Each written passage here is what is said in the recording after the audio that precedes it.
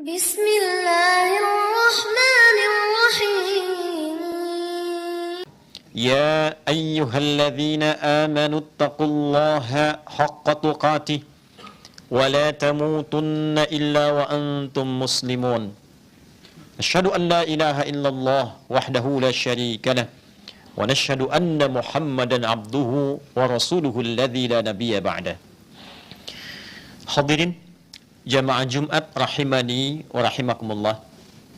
Mengawali khutbah Jumat ini, khatib ingin mengajak kepada kita semua tanpa kecuali untuk meningkatkan syukur kita kepada Allah Subhanahu wa taala yang telah memberikan kita kesempatan, kekuatan dan kemampuan untuk menunaikan ibadah Jumat di pekan kedua di bulan Rajab tahun 1446 Hijrah. Semoga Jumat kali ini dijadikan oleh Allah Subhanahu wa taala sebagai Jumat yang berkah dan terbaik di antara sekian Jumat yang pernah kita lalui. Hadirin, ada satu catatan menarik yang disampaikan oleh satu alim di antara ulama bernama Syekh Ja'far bin Muhammad Al-Mustaghfiri, dan menuliskan catatan ini dalam kitab beliau bernama Fadailul Quran yang diterbitkan di Darul Kutub Beirut di Libanon di halaman ke-216. Catatan ini menampilkan satu kisah yang cukup menarik di halaman pada kitab yang disebutkan tadi. Didapatkan seorang sahabat utama bernama Mu'adz bin Jabal radhiyallahu ta'ala anhu yang kelak akan menjadi sosok sahabat mulia yang istimewa di antara periwayat wahyu, di antara tokoh utama yang banyak meriwayatkan hadis Nabi Muhammad sallallahu alaihi wasallam, khususnya terkait dengan peningkatan takwa kepada Allah Subhanahu wa taala. Ternyata dalam kesempatan Jumat di awal masa Jumat itu, beliau tidak didapati oleh Nabi sallallahu alaihi wasallam di Masjid Nabi dalam suasana Jumat. Lantas selepas itu dicarilah oleh Nabi sallallahu alaihi wasallam, ditanyakan kepada para sahabat. Ini bagian dari keteladanan yang menunjukkan kerukunan yang sejati, kebersamaan yang hakiki, dan menunjukkan spirit Jumat yang pernah khatib sampaikan di awal pertama khatib menyampaikan khutbah di masjid ini, bahwa di antara makna Jumat dari kata al-jam'u dengan tak menunjuk sifat di dalamnya memiliki 3 makna. Berkumpul, saling mengenal di antara yang berkumpul, dan saling menguatkan serta bersinergi di antara yang berkumpul itu. Jadi sekali lagi, pengantar riwayat ini ingin menunjukkan kesan Jumat bukan sekedar ibadah formal saat Anda datang, duduk, mengantuk, kadang tertidur, kemudian sholat 2 rakaat dan pulang begitu saja. Sah, selesai secara formal. Tapi hikmah Jumat lebih besar dibandingkan dengan itu. Siapa di antara kita yang datang Jumat tidak mengenal siapa saudara yang duduk di samping kanannya, kirinya, dan saling mengisi satu di antara yang lainnya. Demikian Nabi ketika tidak menemukan satu jamaah di dalam Jumat, beliau mencari. Adakah si fulan sakit? Adakah si fulan memiliki kesulitan? Dan tidak berhenti pada satu pertanyaan adakah dan adakah. Dipastikan apa kendalanya, apa solusinya, sehingga ketika ditemukan keadaannya, selesai masalahnya. Itulah Islam. Itulah Jumat. Ketika didapati Mu'adz bin Jabal ini, ternyata tengah berlindung, bersembunyi di rumahnya, karena mengetahui saat akan berangkat Jumat, dia sudah dihadang oleh penagih hutang. Beliau terjebak dalam satu hutang, kemudian tahu penagih hutang itu menunggu dalam kesempatan Jumat Mu'adz akan keluar, dan merasa belum punya kesiapan untuk membayar di hari itu, sehingga menyimpulkan, saya menetap di dalam rumah untuk menghindari konflik sebelum menuju ke arah Jumat. Hadirin, yang paling menarik, tahukah apa yang kemudian direspon oleh Nabi SAW? Nabi tidak mencela sikapnya. Nabi melihat keadaannya sesuai dengan porsi dan kondisinya. Di awal masa-masa Jumat, belum turun yang ketat tentang ketentuan Jumat, belum memahami tentang hakikat Jumat. Nabi menempatkan keawaman Mu'adz pada saat itu sebelum menjadi seorang alim yang sangat istimewa. Sikap berikutnya, Orang belum tahu, diberitahu. Bukan dicela, bukan dimarahi, bukan dijauhkan, bukan dipersekusi. Maka Nabi datang dengan kecerahan yang luar biasa, dengan wajah yang sangat memikat, dengan keadaan yang sangat luar biasa dan istimewa, dan mengatakan kepada Mu'adz dengan solusi. Bukan dengan celaan, bukan dengan desakan, bukan dengan pertanyaan yang menambah beban, tapi dengan solusi. Kata Nabi SAW, maukah engkau aku ajarkan ayat dalam Al-Quran yang jika engkau baca akan ini, bilapun kau memiliki tumpukan hutang segunung Uhud, Allah berkenan akan memberikan limpahan rizki kepadamu yang melepaskan engkau dari jeratan hutangmu. Maka disampaikanlah kemudian oleh Nabi SAW firman Allah Subhanahu wa taala di dalam Al-Qur'an surah Ali Imran di ayat yang ke-26 dan ayat ke-27. A'udzu billahi minasyaitonir rajim. Bismillahirrahmanirrahim. Qulillahumma malikal mulki tu'til mulka man tasha' wa tanzi'ul mulka mimman tasha' wa tu'izzu man tasha' wa tudhillu man tasha' biyadikal khair innaka ala kulli syai'in qadir. Tulijul laila fil nahar wa tulijul nahara fil lail wa tukhrijul hayya minal mayyiti wa tukhrijul mayyita minal hayy wa tarzuqu man tasha' bighairi hisab. Nabi ajarkan doa di penutup ayat itu dengan mengatakan, Ya Rahmanad dunya wal akhirah wa rahimahuma tarhamu man tasha' aw tu'ti man tasha' wa tamna'u mimman tasha'. Allahumma arhamni rahmatan tughnini birahmatika an rahmati man siwak. Dalam riwayat lain, aqdi daini. Ya Allah, dengan semua kandungan yang tercantum di dua ayat ini, keluasan rahmatmu yang meliputi seluruh semesta, khususnya langit dan bumi, maka dengan rahmatmu yang menguasai segala hal, anugerahkan dengan limpahan rahmat itu kemampuan kepada hamba untuk melunasi hutang-hutang hamba. Kemampuan kepada hamba. Dia tidak minta uang turun dari langit. Dia tidak minta dinar dan dirham turun dari langit. Dia diajarkan oleh Nabi minta kepada Allah Subhanahu wa taala kemampuan untuk melunasi utang-utang yang terjerat dengan itu dalam kehidupan hariannya. Hadirin, satu kisah. Nanti kita akan simpulkan di akhir bahwa setelah kejadian itu Mu'adz bertawakal kepada Allah, berikhtiar menjemput makna ayat tadi, dan kemudian mendapatkan rizki yang diinginkan, yang bahkan bukan hanya melunasi utangnya, tapi mengangkat derajatnya di sisi Allah Subhanahu wa ta'ala, sehingga menjadi tokoh yang kita kenal sampai detik ini. Hadirin, di sisi yang berbeda, kisah ini didokumentasikan oleh Imam Abu Daud dalam sunannya, nomor hadis 1555, yang kelak kemudian diriwayatkan sampai kepada kita melalui tokoh utama. Bila tadi sahabat Mu'adz bin Jabal, sekarang berpindah kepada sosok namanya Abu Umamah. Abu Umamah satu ketika datang ke masjid, seperti keadaan kita sekarang. Dia duduk di satu bagian di masjid, wajahnya begitu muram, keadaannya lesu. Datang Nabi SAW, ini pelajaran penting sekali terkait dengan ekspresi yang kita tampilkan dalam kehidupan. Nabi itu melihat orang akan sesuai dengan keadaan yang dibutuhkan orang itu, dan melihat wajah itu orang punya harapan.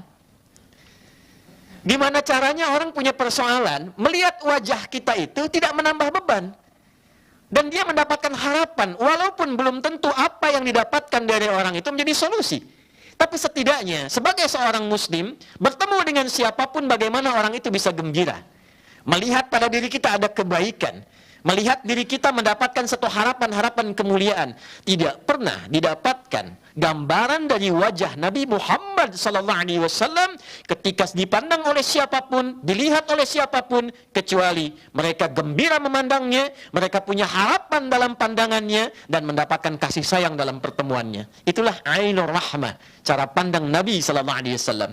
Datang dengan senyuman, bertanya Nabi, apa gerangan yang membuat engkau begitu tertekan, sehingga keadaan dirimu begitu layu dan seakan kehilangan harapan? Dia berkata, ya Rasulullah, au bima ma'na, saya tertekan dengan keadaan hutang yang mendera saya saat ini, penuh dengan tekanan, saya datang ke masjid untuk mengadu, maka apa yang Nabi sampaikan? Maukah engkau aku ajarkan satu doa? Hadirin, bisa Nabi mengeluarkan dari sakunya untuk mengatakan, pergi, bawa ini, lunasi utangmu. Tapi apa yang Nabi ajarkan yang lebih istimewa daripada itu? Nabi tidak memberikan ikannya, Nabi memberikan kailnya. Yang kail itu bukan sekedar menjadikan ia tertancap di dalamnya, tapi menautkan dirinya dengan ikhtiar, dengan jalan tawakal kepada Allah Subhanahu wa ta'ala. Maka hal pertama yang diajarkan oleh Nabi yang menarik, Nabi katakan, kul, bacalah ini. Allahumma inni a'udzubika minal hammi wal hazani wa a'udzubika. Ini bagian yang kedua yang sangat menarik, saudara. Bagian kedua yang sangat menarik, bukan hanya satu part, dua part, sampai kepada tiga bagian part. Allahumma inni a'udzubika minal hammi wal hazani wa a'udzubika minal ajzi wal kasali wa a'udzubika minal jubni wal bukhli, baru yang terakhir, part akhirnya, wa a'udzubika min ghalabati daini wa qahrir rijal. Ya Allah, hamba menautkan kebutuhan hamba kepadamu, yang dengan itu hamba ingin berikhtiar mengentaskan kesulitan hamba dan menghilangkan tekanan dari utang yang mendera. Hamba mohon ya Allah, lindungi hamba dan jauhkan hamba, yang pertama, minal hammi wal hazani, dari kegelisahan yang membuat hamba meratap dalam hidup dan larut dalam kesedihan. Ternyata saudara, yang diajarkan oleh Nabi, permintaan yang pertama itu bukan limpahan hartanya, bukan uangnya, bukan materi untuk melunasi utangnya. Ada yang lebih penting daripada itu. Kemampuan kita berikhtiar untuk menjemput anugerah Allah dari rizki itu. Jika datang kesedihan, jika larut dalam ratapan, tidak pernah muncul kemudian kemampuan yang tangguh itu. Jadi hal pertama yang diajarkan oleh Nabi, apapun yang menimpa kita, yang terjadi dalam kehidupan kita, bila Allah telah tetapkan, hadapi. Allah telah anugerahkan pada kita kemampuan yang istimewa untuk menghadapi segala apapun.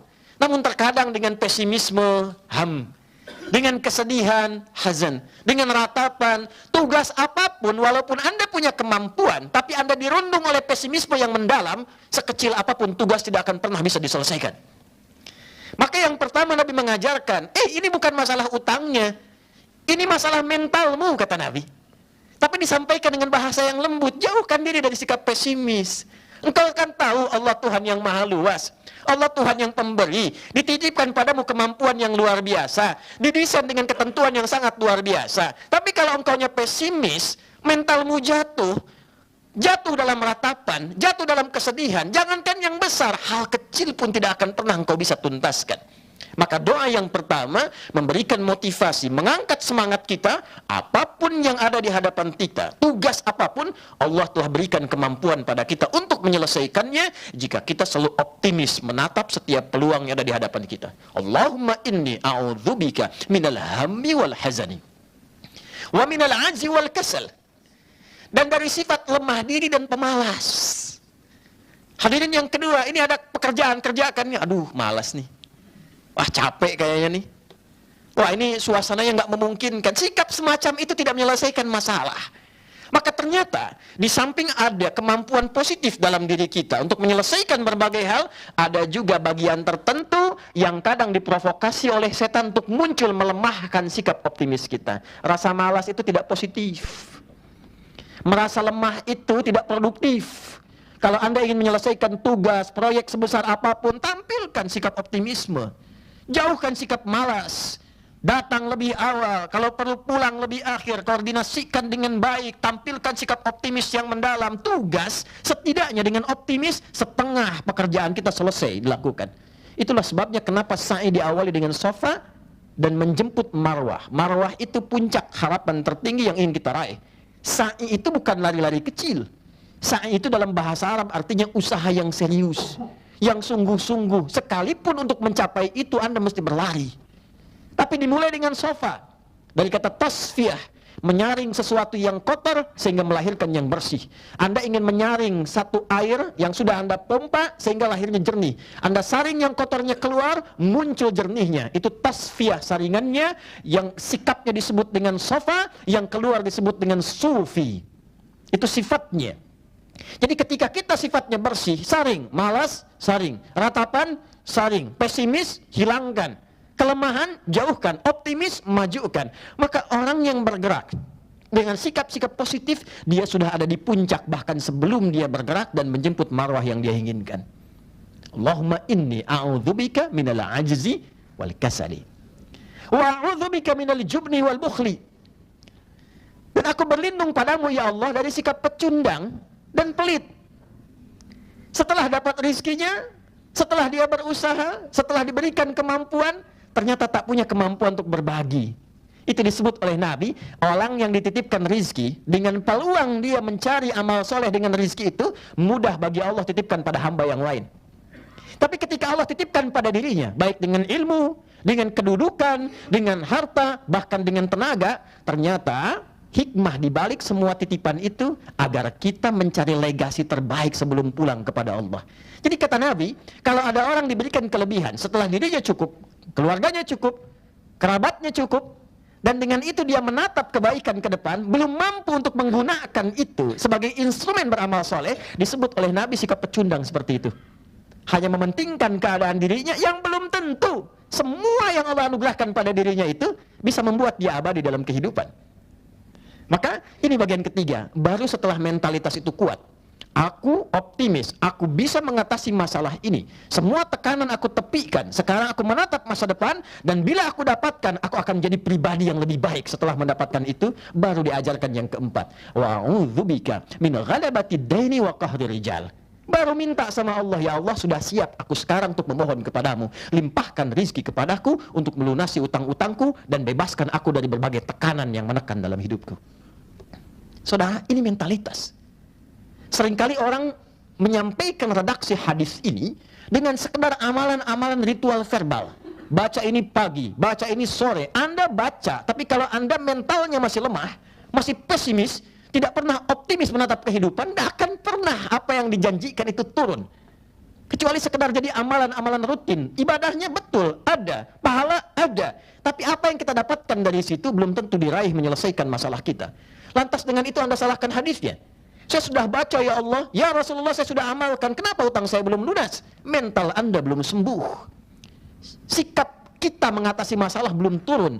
Bagaimana Allah memberikan solusi pada orang yang belum siap, sedangkan Allah Maha Adil tidak akan pernah memberikan tugas pada orang yang tak mampu menunaikannya. La yukallifullahu nafsan illa wus'aha.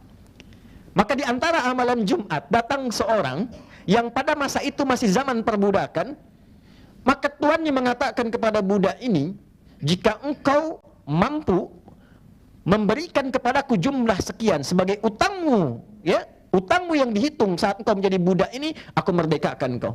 Maka datanglah orang ini kepada sahabat Ali bin Abi Thalib radhiyallahu taala anhu karramahullahu wajha. Maka ketika datang, Ali mengamalkan sunnah Nabi sallallahu alaihi wasallam. Kata beliau, alih-alih memberikan bantuan berupa materi, kata Ali bin Abi Thalib, maukah engkau aku ajarkan satu doa dari Nabi sallallahu alaihi wasallam, dari Nabi sallallahu alaihi wasallam, bersanad.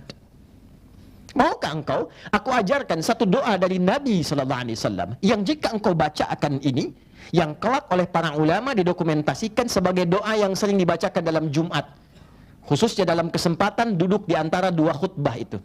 Maka diajarkanlah oleh sahabat Ali bin Abi Thalib radhiyallahu taala anhu, Allahumma kfini bihalalika an haramik wa aghnini bifadlika amman siwak. Dalam riwayat lain, Allahumma kfini bihalalika an haramik wa aghnini bita'atika an ma'siyatik wa bifadlika amman siwak. Ya Allah, mohon cukupkan hidupku dengan semua yang halal darimu saja, dan jauhkan aku dari perkara-perkara haram yang tidak ditetapkan olehmu.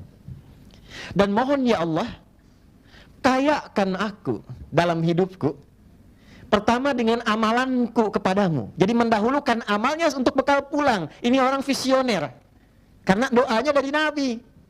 Anda mau datang ke sini, ke Sudirman, ke masjid ini, bukankah butuh bekal? Anda pulang, tak mungkin pulang tanpa bekal. Anda mau pakai kendaraan, butuh bensinnya, ada bekalnya. Besok lusa, waktunya tiba, kita pulang menghadap Allah. Pindah tempat, sama-sama butuh bekal.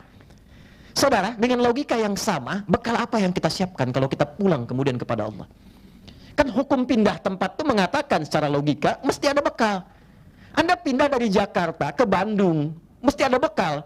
Interdunia saja Anda perlu bekal. Sekarang Anda pindah alam, pindah dimensi. Dari dunia ke akhirat, pertanyaan dasar pertama, bekalnya apa? Beruntungnya, berbahagianya kita sebagai muslim, semua konsep kehidupan itu jelas. Di alam kubur bekalnya ini, amalannya ini, pertanyaannya ini, keadaannya begini. Di akhirat bekalnya ini, caranya begini, kehidupannya begini, mengatasinya begini, solusinya begini. Anda silahkan cari di buku manapun, referensi manapun yang menjelaskan etapa kehidupan dengan semua solusinya, Anda tidak akan temukan. Kecuali di dalam petunjuk-petunjuk keislaman, baik dalam Al-Quran ataupun hadis Nabi Muhammad SAW. Bekal kita apa? Maka ketika meminta, orang yang visioner berpikir panjang diajarkan oleh Nabi, hei, engkau tinggalkan dunia, sifat dunia hilang. Engkau pejabat, meninggalkan dunia, jabatanmu hilang. Silakan Anda cek di semua makam nisan kuburan, apakah jabatan disebutkan? Anda hanya akan temukan harapan tertingginya bukan jabatan. Almarhum. Almarhum itu yang disayang oleh Allah. Bagaimana kita pulang disayang Allah? Bagaimana bisa disayang? Kalau untuk sholat belum semangat, untuk baca Quran belum mampu, semangat tidak ada.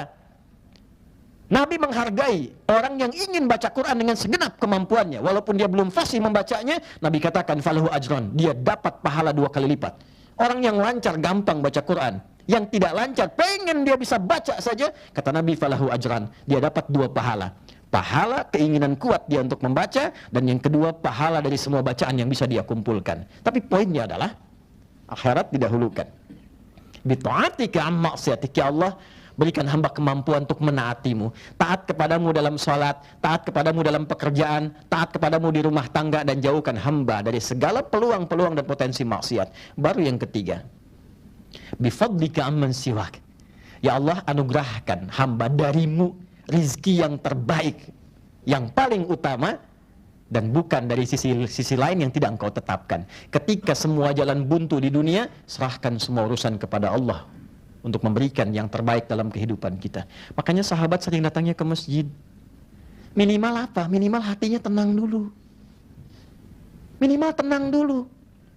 Jadi ketika hati tenang, hati tentram, pikiran kita jernih. Saudara, jiwa yang tenang melahirkan pikiran yang cemerlang. Anda punya masalah, kita punya masjid. Di gedung ini bahkan disediakan masjid. Datang, turun ke lantai 3, ambil wudhu, sholat 2 rakaat. Walaupun solusi belum datang, ketenangan itu muncul. Boleh jadi masalah tidak selesai, bukan Anda kurang hebat, bukan Anda kurang mampu, Anda kurang tenang. Itu yang kita butuhkan. Hadis-hadis ini mengajarkan kepada kita bahwa yang pertama, Islam tidak melarang kita berutang, tapi lebih menganjurkan kita untuk mengurangi beban-beban kehidupan. Jika tidak dibutuhkan, tidak perlu dilakukan. Tapi jika itu bagian dari tuntutan, tidak mengapa, asal punya keinginan kuat, komitmen yang sama juga untuk melunasinya. Itulah sikap gentle yang diajarkan dalam Islam. Anda berani minjam, Anda harus bisa berani melunasi. Ketika Anda meminjam, Allah menetapkan, di saat yang sama Allah memberi hukum, dia bisa melunasi. Itu kaidah yang pertama yang dibangun oleh Nabi SAW. Bahkan Nabi pun berutang. Nabi pernah berutang dalam bisnisnya, Nabi pernah ditagih bahkan dalam keadaan yang kasar, dan Nabi dengan gentle mengatakan, oh ya, aku punya utang, aku lunasi. Mudah bagi Nabi memohon kepada Allah dan langsung hadir rezeki. Tapi kenapa diizinkan dengan skenario demikian? Untuk memberi contoh pada umatnya. Tidak salah dalam keadaan kita butuh, kita meminjam, tapi juga kita harus optimis untuk melunasi kewajiban kita seperti kita berani dalam meminjam. Yang kedua, perbaiki mentalitas. Jadikan setiap apapun dalam pekerjaan kita memiliki rasa optimis dalam diri kita yang paling dalam, bahwa ini sepanjang dihadapkan pada saya, bisa saya selesaikan. Ada solusinya, bisa dituntaskan, dan kesedihan itu mungkin datang. Tantangan itu pasti, tapi dihadirkan oleh Allah bukan untuk membuat kita lemah dan pesimis. Tantangan didatangkan kepada kita untuk menguji apakah kita masih serius untuk bisa mewujudkan mimpi-mimpi yang telah kita tenun dari proyek-proyek kehidupan yang telah kita siapkan. Dari mana kita ketahui itu? Sebagai penutup, Al-Quran surah ketiga Ali Imran di ayat 142. Am hasibtum an tadkhulul jannata walamma ya'lamillahu alladhina jahadu minkum wa ya'lamas sabirin. Apa Anda duga begitu mudah meraih kesuksesan? Di dunia pekerjaan Anda ingin sukses? Di akhirat pengen sukses? Semudah membalikan telapak tangan? Tidak. Kata Allah, walamma ya'lamillahu alladhina jahadu minkum wa ya'lamas sabirin. Sementara belum diketahui pada dirimu kesungguhan engkau untuk mengatasi berbagai ujian kehidupan, untuk menguji engkau apakah serius ingin mencapai kesuksesan itu. Maka jahadu dia turunan dari 3 kata. Ijtihad, kesungguhan dalam merencanakan. 2, jihad, kesungguhan dalam mengeksekusi di lapangan. Yang ketiga adalah mujahadah, kesungguhan dalam mengatasi gejolak hati. Jika Anda punya proyek, rumuskan dengan benar. Siapkan konsepnya dengan baik, yang terukur, yang runtut, yang sistematis. Setelah itu jangan cuma jadi konseptor, turun ke lapangan, lihat proyeknya, pastikan dengan baik. Tapi ingat, bisa terjadi di lapangan, singgungan itu bukan masalah fisik, bukan masalah pikiran, tapi kadang datang masalah hati, masalah iri hati, masalah saling kemudian ria, masalah kemudian saling mengisi, kadang-kadang muncul dendam dan sebagainya. Nah, kata Allah, kalau ingin sukses, atasi juga itu. Maka satukan jadi bagian keluarga. Anda bekerja satu tempat, jadikan semua keluarga. Jika sudah berkeluarga, maka saling mendukung, saling mensupport, membawa kebahagiaan bersama. Dan dengan itulah kita diajarkan dalam Islam ketinggian bersikap sebagai ibadah tertinggi kita kepada Allah Subhanahu wa taala. Barakallahu li wa lakum fil Qur'anil azim wa nafa'ani wa iyyakum bima fihi minal ayati wa dzikril hakim wa taqabbala minni wa minkum tilawatahu innahu huwas samiul alim. Ud'ullaha yastajib lana wa lakum jami'an. Allahumma taqabbal minna.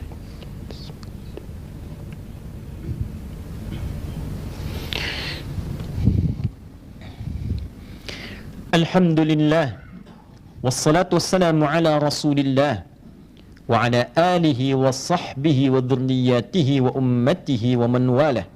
Nashhadu an la ilaha illallah wahdahu la sharika lah wa nashhadu anna Muhammadan abduhu wa rasuluhu alladhi la nabiyya ba'dah. Allahumma salli wa sallim wa barik ala hadzal nabiyyil karim nabiyyina wa sayyidina Muhammadin al-amin wa ala alihi wa sahbihi ajma'in. Ibadallah, qala ta'ala inna allaha wa malaikatahu yusalluna 'alan nabi ya ayyuhalladzina amanu sallu 'alaihi wa sallimu taslima. Allahumma salli wa sallim wa barik ala hadzal nabiyil karim habibina al-mustafa al-amin nabiyyina Muhammadin wa ala alihi wa sahbihi ajma'in.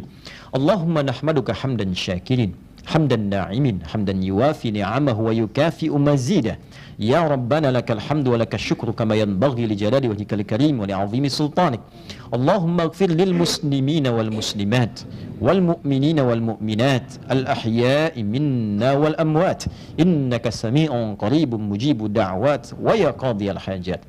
Rabbana la tada' lana fi maqamina hadha wa fi kulli maqamin dhanban illa ghafartah. Ya Allah, jika ada hambamu di dalam suasana Jumat ini datang membawa dosa, jangan biarkan ia meninggalkan Jumat ini kecuali Engkau ampuni seluruh dosa-dosanya. Wala hamman illa farajtah. Ya Allah, jika ada hambamu siapapun yang datang ke Jumat ini dengan kegelisahan di hatinya, maka mohon jangan biarkan ia meninggalkan Jumat ini kecuali Engkau telah tenangkan keadaan jiwanya. Wala dainan illa qadaitah. Jika ada satu di antara kami ya Allah yang datang membawa kegelisahan dengan limpahan utang piutang pada beban hidupnya, maka mohon dengan keberkahan Jumat ini anugerahkan rizki kepadanya untuk melunasi utang-utangnya. Wala asiran illa yasartah. Jika ada yang diuji dengan kesulitan di pekerjaan, di rumah tangganya, kehidupan sosialnya, maka mohon ya Allah dengan rahmatmu ringankan dan hilangkan seluruh kesulitannya. Wala maridan illa syafaitah. Jika ada di antara kami yang diuji dengan penyakit seberat apapun, maka mohon angkat dan sembuhkan seluruh penyakitnya. Allahumma ati anfusana taqwaha wa zakkiha anta khairu man zakkaha anta waliyuha wa maulaha. Ya Allah, mohon bersihkan keadaan hati kami dari sifat iri hati, sifat dengki. Jadikan dan isikan bagian dari dalam hati kami dengan takwa dan sifat-sifat kebaikan yang menyatukan kami dalam rahmat-Mu. Allahumma khfad biladana an Tunisia waj'alha baldatan thayyibatan wa anta tardaha. Ya Allah, mohon jaga, lindungi, berkahi negara kami Indonesia yang kami cintai ini, dan jadikan Indonesia ya Allah negeri yang berkah, yang baik, yang terlindungi dari berbagai perbuatan yang tidak Engkau ridai. Allahumma hfadz ya Allah ru'asa'aha waj'alhum adilin ya Allah, waj'alhum udala liyukhaffifu hisabahum yaumal qiyamah. Ya Allah, mohon jaga, sehatkan, berkahi para pemimpin kami di semua aspek pemerintahan. Ya Allah, berikan hidayah kepada mereka, berikan kebaikan pada keluarga mereka, dan mohon ya Allah jadikan mereka figur-figur yang adil dalam kepemimpinan untuk meringankan hisab mereka di hari kiamat kelak ya arhamar rahimin. Allahumma khfad ulama'ana waj'alhum mukhlashina lakad-din. Ya Allah, mohon jaga dan lindungi para ulama kami, jadikan mereka ulama-ulama yang rabbani, yang ikhlas, yang mencerahkan, membimbing masyarakat, menjauhkan dari perpecahan ya arhamar rahimin. Allahumma barik ya Allah hadhihi syarikah wa barik hadzal makan wa barik hadzal masjid ya arhamar rahimin tamaman mubarakah. Ya Allah, berkahi tempat ini, berkahi masjid ini, berkahi gedung ini. Jangan biarkan ada satu tempat, bagian di tempat ini yang berbuat perbuatan maksiat yang tidak Engkau ridai. Rabbana barik a'ilatana kullaha ya arhamar rahimin. Ya Allah, anugerahkan keberkahan kepada semua keluarga dan jamaah yang menunaikan Jumat di tempat ini. Berkahi keluarganya, istrinya, anaknya, ibunya, baik yang telah wafat ataupun yang sedang hadir di sekitar mereka ya arhamar rahimin. Rabbana atina fid dunya hasanah wa fil akhirati hasanah wa qina adzabannar. Allahumma bifadlika subhana rabbika rabbil izzati amma yasifun wa salamun alal mursalin wa akhiru da'wana subhanaka Allahumma rabbana wa bihamdika nashhadu an la ilaha illa anta nastaghfiruka wa natubu ilaik walhamdulillahi rabbil alamin. Ibadallah, inna Allaha ya'muru bil 'adli wal ihsan wa ita'i dzil qurba wa yanha 'anil fahsya'i wal munkari wal baghi ya'izukum la'allakum tadhakkarun wa la dzikrullahi akbar wallahu ya'lamu ma tasna'un. Aqimus shalah yarhamukumullah.